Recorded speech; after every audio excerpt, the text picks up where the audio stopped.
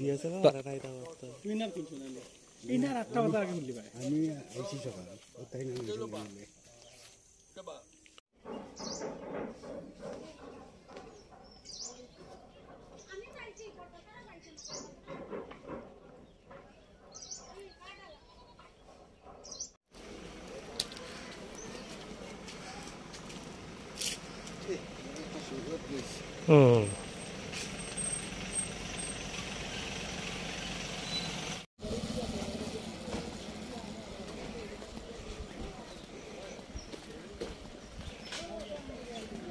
পরিষদের 17 নম্বর ওয়ার্ড।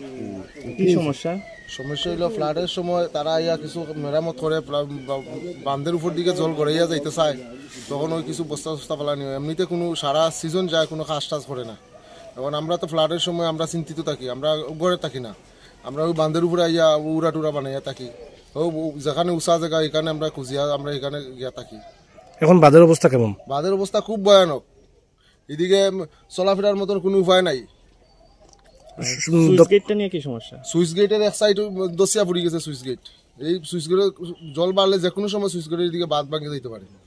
বন্যা নিয়ন্ত্রণ দপ্তরের তরফ থেকে কোনো আধিকারিক বা অফিসার? না না না না, কোনো বন্যা নিয়ন্ত্রণ দপ্তর থেকে কেউ আইছে না। কেউ আইয়া শুধু ওই ফ্লাডের সময় তারা আইব, এসডিএম ডিএম এরা সব আইয়া দৌড়াদৌড়ি করবো, করিয়া ওই করবো বস্তা ফেলাও, এই ফেলাও সেই ফেলাও। এই বস্তা ফেলায় কি বান রক্ষা করা যায়নি?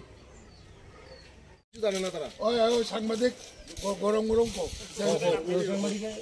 গরম গরম গরম গরম আর আরো আইও না, আরো একদিন আইও না।